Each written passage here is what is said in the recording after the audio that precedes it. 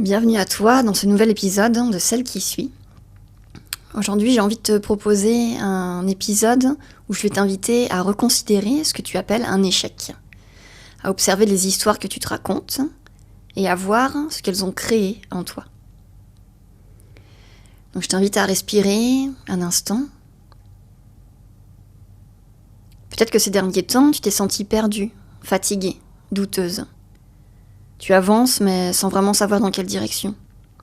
Tu as perdu confiance. Et surtout en toi. Et tu ne sais même plus par où recommencer. Ce podcast, c'est une invitation à revenir à toi, à ta force, à ta vérité. Aujourd'hui, on va parler de neuroplasticité, de peur du rejet, de l'amygdale, du système nerveux. Mais sans te perdre dans la théorie. Ce sera comme un cocon, un espace pour te retrouver. Parce que tu n'as pas besoin de tout comprendre, ni de tout réparer. Tu peux juste commencer ici et maintenant. Et si tu n'avais jamais échoué? Et si tout avait mené exactement où tu dois être maintenant? Tu es prête? Allez, viens, on y va. Et si tu osais enfin écouter la voix qui chuchote en toi depuis si longtemps, celle qui te dit qu'il est temps de ralentir, de te retrouver et de t'aimer. Bienvenue dans le podcast Celle qui suit, un podcast qui t'invite à reprendre ton pouvoir et à te reconnecter à ta véritable essence. Je suis Jenna, thérapeute holistique et exploratrice de l'âme humaine. Depuis plusieurs années, j'accompagne les femmes à travers la guérison des traumas, la reconnexion au corps et la libération des blocages inconscients. Dans ce podcast, je te partage mes réflexions, mes expériences et des outils concrets pour t'aider à revenir à toi tout en douceur. Dans Celle qui suit, on parle d'amour de soi, de régulation du système nerveux, de blessures du passé, mais aussi d'intuition, de mouvement et de tout ce qui peut nous aider à vivre plus alignés et libres, parfois en solo, parfois avec des invités.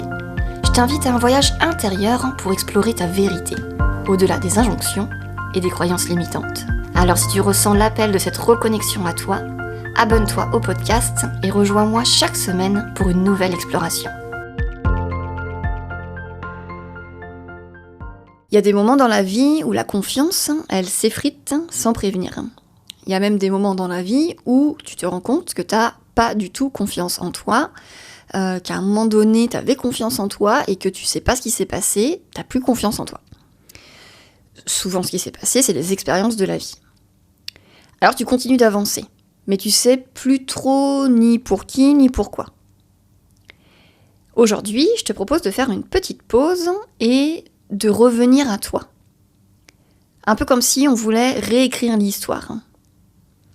Parce qu'en fait, t'as pas besoin d'être parfaite pour mériter ta propre confiance. Tu as besoin d'oser. Tu as besoin de développer ton audace.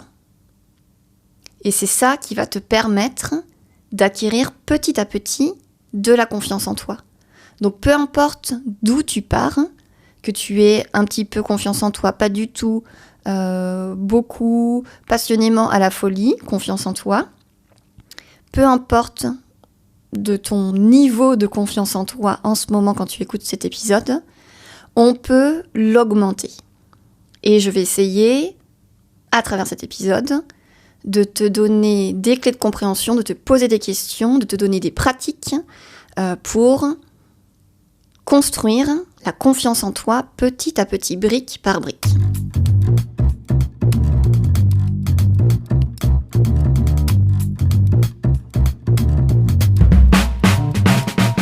Le manque de confiance en soi, il tombe pas du ciel.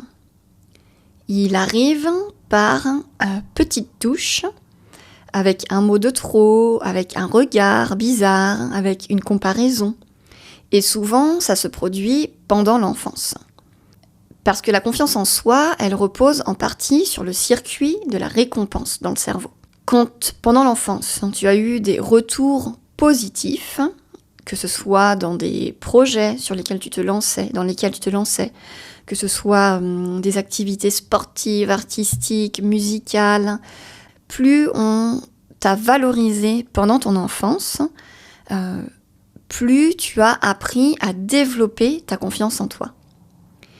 Et inversement, bien sûr, plus on t'a dévalorisé, tu es trop ceci, tu n'es pas assez cela, tu fais toujours ci, c'est pas assez, tais-toi un petit peu, tu t'es encore trompé, voilà, toutes ces petites phrases en fait qui sont venues s'inscrire dans ton cerveau, eh bien, petit à petit, on réduit ta confiance en toi. Et aujourd'hui, adulte, tu as donc un niveau de confiance qui est plus ou moins élevé, un niveau de confiance en toi qui est plus ou moins élevé. Donc plus on a été encouragé dans l'exploration en général, plus notre cerveau a associé l'action à un sentiment de sécurité. Parce qu'on t'a valorisé, on t'a encouragé dans le fait de faire et on t'a appris à te détacher du résultat. L'important, c'était de faire. Peu importe si tu réussissais ou tu échouais. Et il y a d'autres familles où on t'a plutôt appris à t'accrocher au résultat. Donc peu importe ce que tu as fait en amont, l'essentiel, c'est que tu réussisses. Parce que dans ce genre d'éducation, de croyance, c'est le résultat le plus important. La bonne nouvelle, évidemment, c'est que comme on t'a appris à ne pas avoir confiance en toi, on peut aussi le désapprendre. Ça s'appelle la neuroplasticité. C'est-à-dire qu'à chaque fois que tu fais une action qui va dans le sens de la confiance en toi, même une toute petite, tu reprogrammes ton cerveau. Parce que petit à petit, c'est pour ça que les petits pas comptent énormément, et c'est pas les grandes actions qui vont te rééduquer vers la confiance en toi, c'est au contraire toutes les petites actions, toutes les petites choses, les microscopiques trucs minuscules qui vont réapprendre à ton cerveau à te faire confiance et donc à avoir confiance en toi. Par exemple, quand tu te dis « je n'y arriverai jamais ».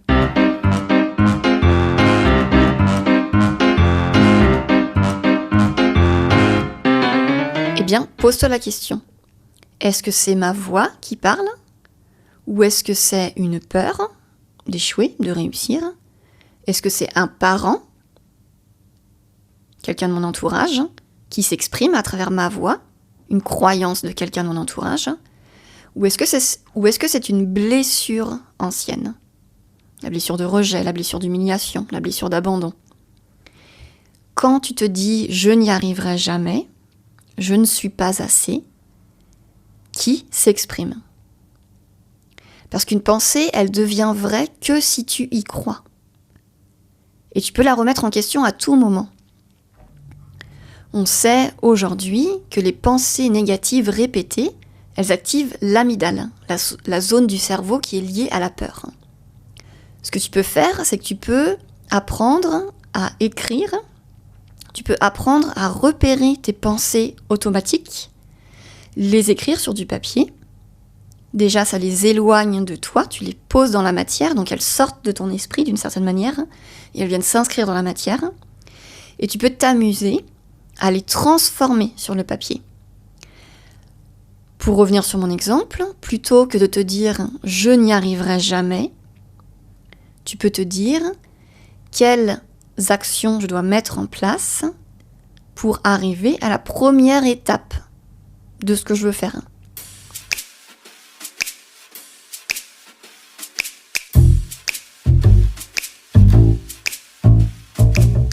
Je me détache du résultat et je fais les choses avec mon cœur.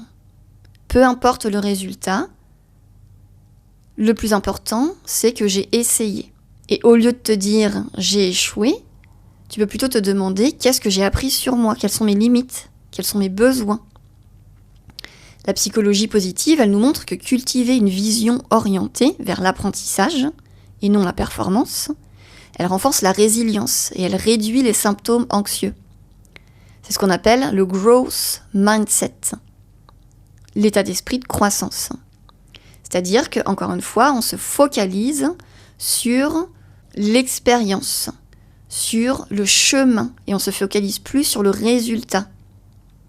Quand je te fais ce podcast-là, je me détache du résultat que, 100 personnes vont écouter cet épisode. Ce n'est pas ça mon but quand je parle là maintenant derrière mon micro. Mon but, c'est de transmettre cette information qui, moi, me sert aujourd'hui parce que je me dis que ça peut aider au moins une personne. L'important, c'est que je le fais pour une partie de moi qui a été complètement perdue à un moment donné de sa vie et qui n'avait absolument aucune conscience, aucune connaissance de tout ce que je suis en train de te dire dans cet épisode. Je le fais pour cette partie-là. Et en faisant cet épisode pour la moi du passé, pour la Géna du passé, eh bien, je viens aussi guérir, je viens aussi déverrouiller un petit verrou, une petite porte qui était restée fermée. Parce que ça me permet, d'une part, de transmettre, ce qui est une de mes passions, j'adore transmettre, de vérifier que je l'ai bien compris, parce que enseigner quelque chose, c'est un des meilleurs moyens de voir si tu l'as compris ou pas. Si tu es capable de l'enseigner, de le retranscrire, de le transmettre, et que ce soit compris, évidemment, ça veut dire que c'est acquis.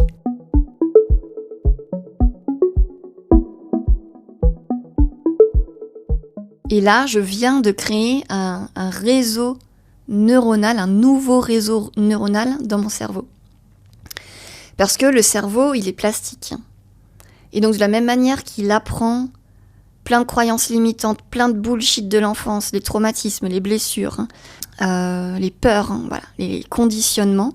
De la même manière qu'il apprend, il peut les désapprendre, mais il peut aussi apprendre et créer des chemins dans le cerveau, des nouveaux chemins qui seront positifs, qui seront bienveillants, qui seront élevants. Donc au lieu d'être toujours, comme je l'ai été une bonne partie de ma vie, dans ces croyances limitantes à la con, eh bien aujourd'hui je choisis déjà de venir les guérir, de venir les penser, les réparer, les voir, les entendre et leur apporter de l'amour. Et je viens en plus construire de nouveaux chemins dans mon cerveau qui sont des chemins bienveillants, des chemins positifs, qui non seulement cultivent ma confiance en moi, mon estime de moi, mais aussi cultivent la bonne santé générale de l'esprit, mais aussi du corps.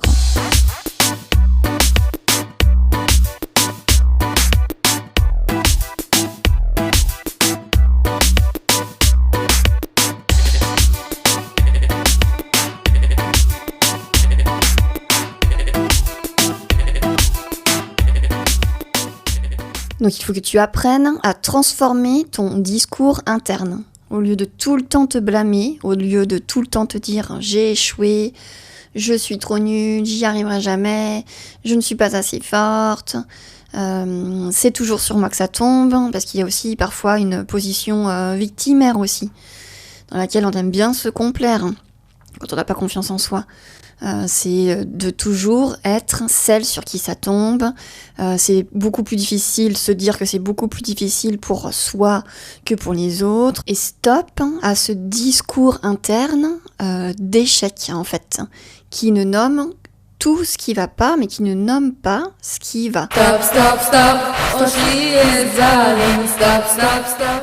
D'ailleurs, je voulais te faire une petite parenthèse parce qu'on confond souvent l'estime de soi et la confiance en soi, qui sont deux choses différentes. L'estime de soi, c'est comment je me vois en tant que personne.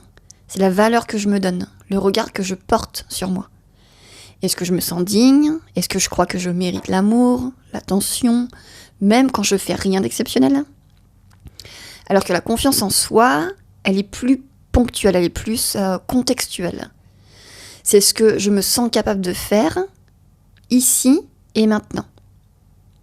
Est-ce que je pense que je peux relever ce défi, par exemple ? Est-ce que je peux prendre cette conversation, tenir cette conversation ? Est-ce que je peux prendre cette décision ? Par exemple, je peux avoir une bonne estime de moi, me sentir légitime, valable, mais ne pas avoir confiance en moi pour parler en public. Et inversement, je peux réussir à faire plein de choses, avoir l'air super confiante, mais à l'intérieur, avoir une estime de moi tout abîmée. Heureusement, ce n'est pas figé, ni l'un ni l'autre. La confiance, elle se cultive avec l'action, avec l'expérience. L'estime de soi, elle se construit avec de l'amour, de la douceur, en réapprenant à s'accueillir comme on est. Donc si aujourd'hui tu manques de confiance, ou que tu sens que ton estime elle est fragile, c'est humain, et surtout c'est évolutif.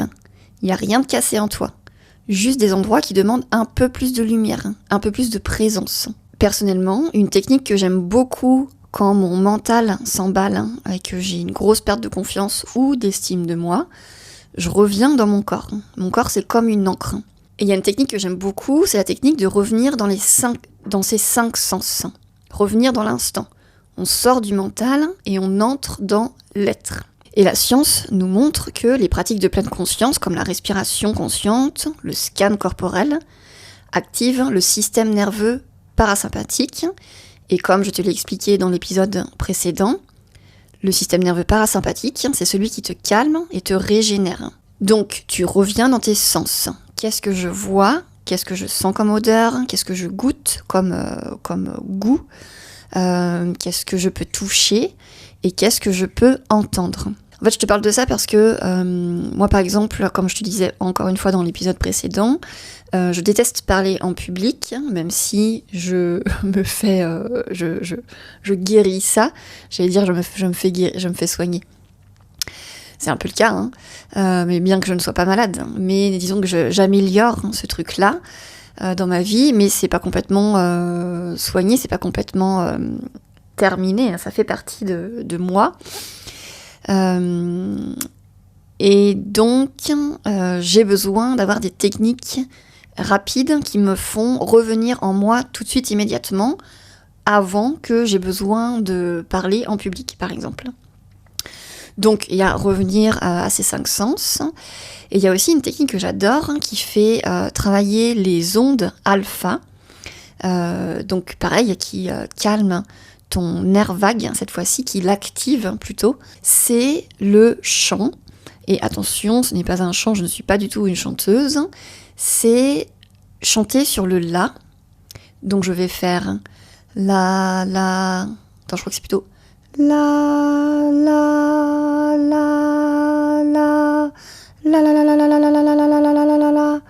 Je vais faire des la.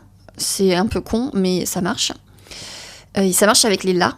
Je ne sais pas si ça marche avec les do, ré, mi, fa, sol, je n'en sais rien. Mais avec les la, ça marche, parce que je crois qu'il y a une histoire de fréquence. Voilà, à vérifier. Et ça marche aussi avec les m. D'ailleurs, tu sais que le home, le aum, c'est un des sons qu'on raconte être les plus vieux de la Terre, les plus vieux au monde. Et donc, rien que ce truc de, comment on peut dire, on dit humming en anglais, fredonner, rien que le fait de fredonner, tu fermes tes 2 oreilles, tu sais, le petit clapet devant ton oreille là. Tu le fermes chaque oreille avec ton index et et ça, c'est génial pour voilà, se réguler directement et s'ancrer dans le corps, en fait. Et sortir de sa tête, des schémas qu'on se raconte dans la tête. Évidemment, il y a le shaking, qui est une technique géniale, super efficace, très rapide. En 5 minutes, tu peux vraiment réguler ton système nerveux, réguler ton mental. C'est pas que le système nerveux, revenir dans le corps, calmer tout ça, ça veut dire calmer le mental. On parle beaucoup du système nerveux, mais c'est vraiment ça en fait. C'est sortir de sa tête, revenir dans son corps et apaiser son corps. When are we gonna understand that we are put on earth to love? That's all it's about. Everybody wanna figure out how complicated life is and break it down. This is what I truly think. I really think that it's gonna keep going on. War gonna keep going on. Frustration gonna keep going on. Anger gonna keep going on. Until we finally go back down to the simplest word. J'ai envie de te rappeler aussi que la réussite, ce n'est pas d'avoir coché toutes les cases, mais c'est déjà d'avoir osé, même avec la trouille. Le cerveau, il fait pas la différence entre un échec et une nouveauté perçue comme incertaine. Dans les 2 cas, il envoie des signaux d'alerte, comme je te l'expliquais dans l'épisode précédent.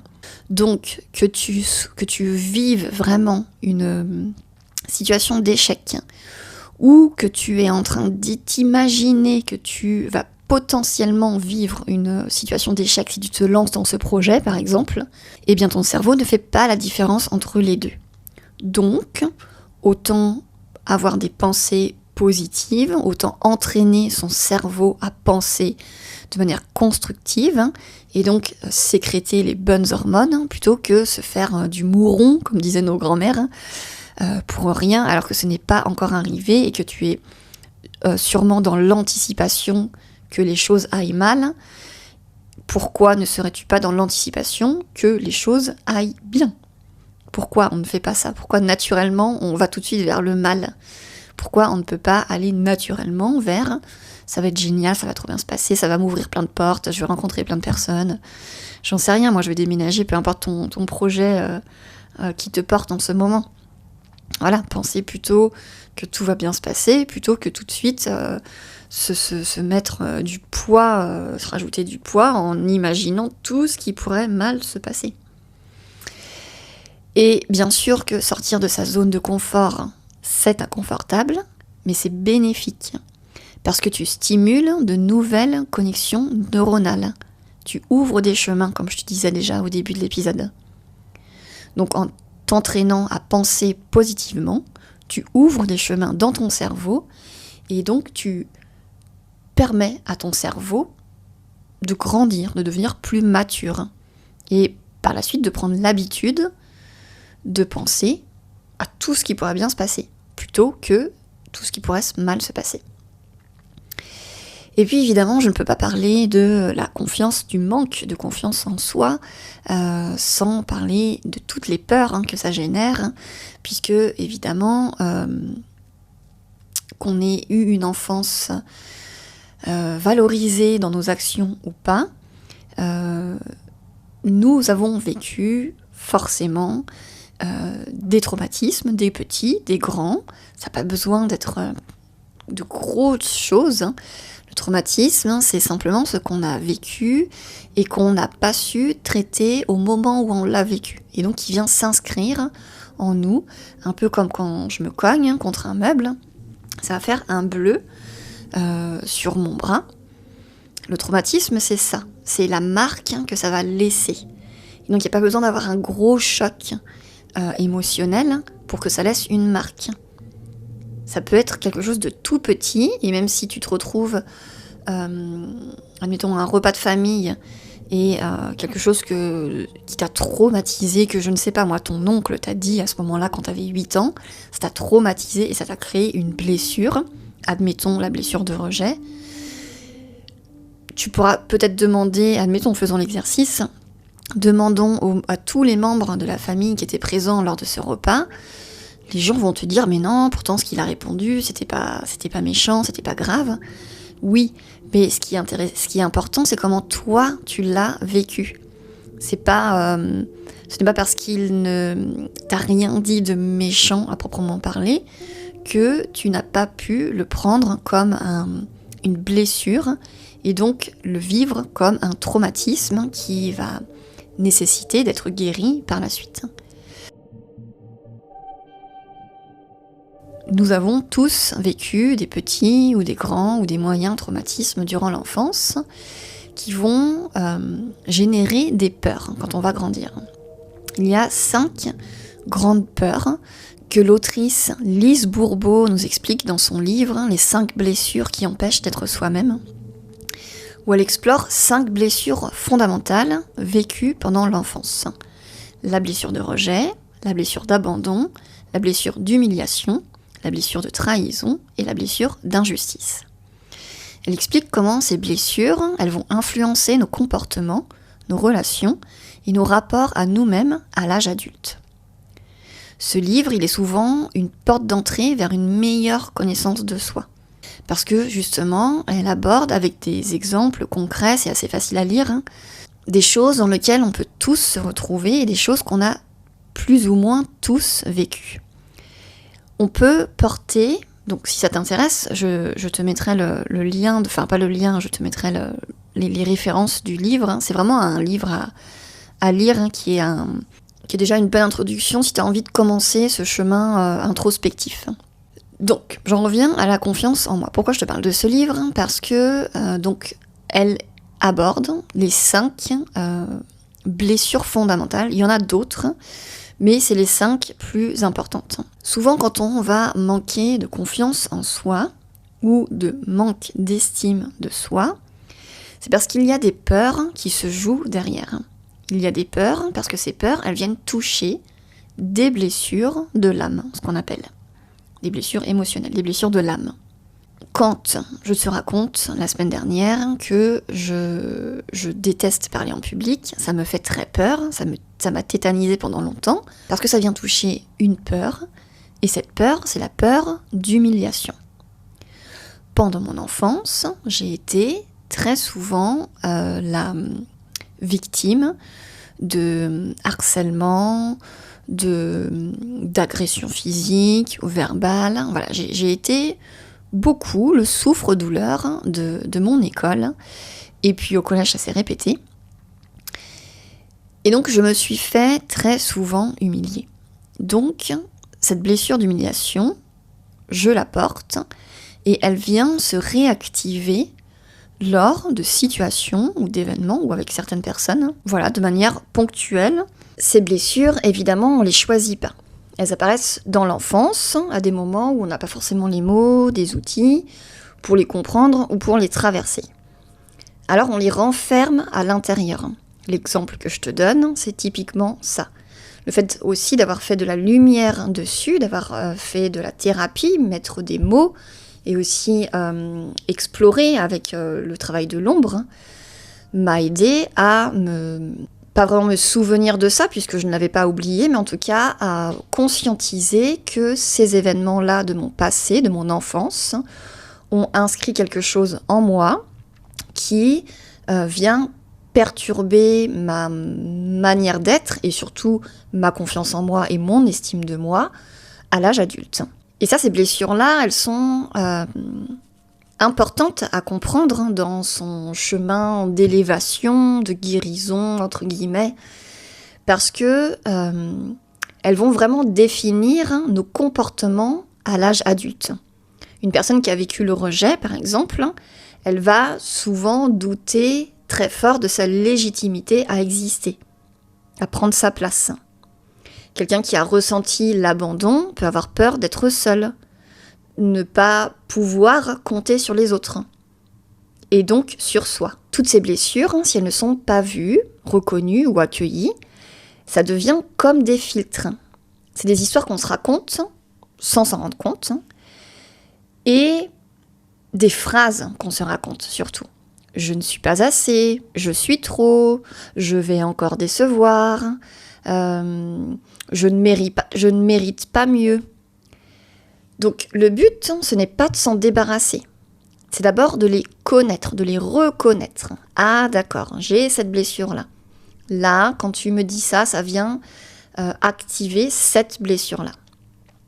Donc le but, c'est de les reconnaître avec douceur, parce que quand on les voit, quand on les honore, on les reconnaît, eh bien, elles cessent de piloter nos choix, en fait.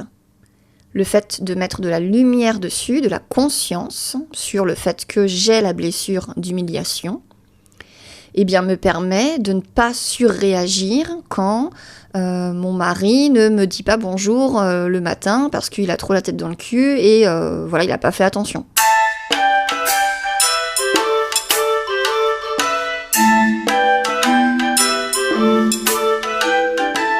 Et petit à petit, la confiance, elle peut revenir. Pas une confiance de performance, mais une confiance enracinée, une confiance construite, brique par brique, acte par acte, petit pas par petit pas. Je me répète, mais c'est hyper important. Parce que la confiance, c'est pas tu veux devenir mannequin hyper connu pour Jean-Paul Gaultier, admettons. Je prends un exemple à la con. Tu vas devoir franchir les échelons.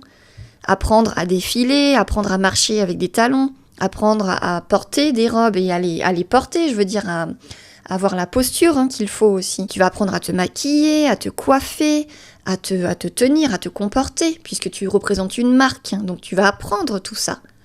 Et ensuite, tu vas prendre confiance, à force de défiler dans des petits défilés inférieurs, ou moins connus, on va dire plutôt, que les défilés de Jean-Paul Gaultier. Tu vas apprendre, tu vas enrichir tes connaissances, ton expérience surtout. Puis un jour, tu vas défiler pour les défilés de Jean-Paul Gaultier. Et là, tu auras suffisamment confiance en toi parce que tu auras de l'expérience. Tu auras bâti, brique par brique, ta confiance. Mais il faut aussi avoir la connaissance de soi. C'est important d'avoir la connaissance de soi. Parce que si on ne connaît pas ces zones d'ombre, les choses qui nous font souffrir, les traumatismes qui nous font encore souffrir à l'âge adulte, les blessures de l'enfance qui nous animent encore en tant qu'adultes, tout ce qu'on déteste chez nous, secrètement, si on n'a pas cette connaissance un peu du côté obscur de nous-mêmes, malheureusement, on risque de rester enfermé dans le personnage qu'on veut jouer et ne pas incarner celle qu'on est vraiment, avec nos défauts. Parce que c'est ça, la connaissance de soi, la conscience de soi, c'est aussi... Et la confiance de soi, c'est aussi reconnaître nos défauts, nos parts d'ombre, nos fragilités, notre vulnérabilité. On est des êtres humains, à chaque fois je te le répète, mais c'est tellement important de le comprendre, mais de l'incarner, en fait, de le ressentir dans son corps. On est des êtres humains, donc évidemment, nous sommes imparfaits. Évidemment, je vais parfois être jalouse, parfois j'ai très peur et ça me fige, parfois j'ai honte, parfois je me sens pas intelligente. Et tu sais, on entend souvent la meilleure version de moi, en tout cas moi je l'entends souvent, et je déteste cette expression. Parce que c'est comme si il y avait des versions qui n'étaient pas valables. C'est comme s'il y avait des versions qui étaient moins aimables. Alors que tout est aimable chez nous. Tout peut être aimé. Même notre jalousie, même notre envie, même nos parts les plus sombres et les plus méconnues et les plus secrètes méritent d'être aimées. Puisque nous sommes des êtres humains et donc nous sommes imparfaits. Dès l'instant qu'on comprend ça, eh bien, on peut vraiment apprendre à s'aimer. Et à s'aimer même les parts de nous qui sont moins aimables. Et la confiance en soi, elle commence là. Quand on apprend à aimer même les parts de nous que l'on déteste. Donc voilà, ce qu'il y a à retenir dans cet épisode, c'est que la confiance en soi, peu importe ton niveau de confiance en toi actuel aujourd'hui, au moment où tu écoutes cet épisode, tu peux toujours l'améliorer. La confiance en soi, elle se construit par des petites actions et même par des échecs, puisque l'important n'est pas le résultat. L'important, c'est ce qui te mène à. La vie n'est qu'expérience. Que l'expérience soit positive ou que l'expérience soit négative.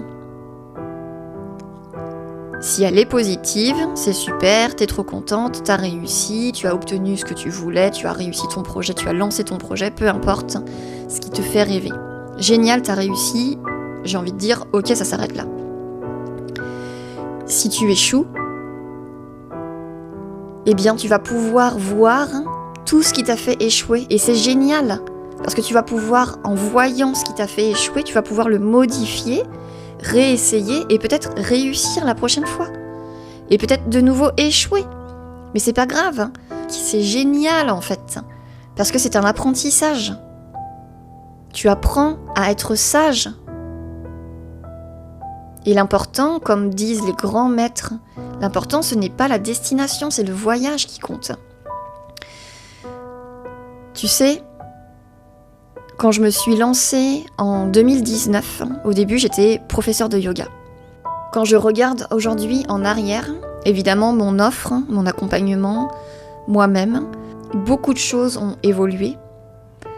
Je me suis parfois prise des énormes claques. J'ai parfois échoué, j'ai parfois réussi. Mais quand je vois 6 ans plus tard tout ce que j'ai acquis comme compétences, moi au début, en 2019, je voulais simplement donner des cours de yoga. Quand je regarde tout ce que j'ai acquis comme compétences, et en fait ça m'a menée là. Et évidemment, je me suis plantée plein de fois et j'ai perdu énormément de temps. Mais c'est pas grave, parce que tout ça m'a mené là. Rien n'a servi à rien, et même mes échecs.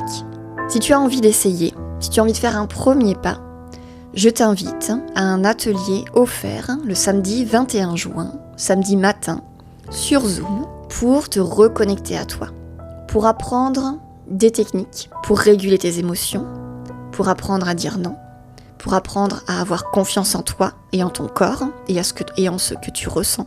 Un voyage de l'âme. Je t'embrasse très fort et n'oublie pas, prends soin de toi.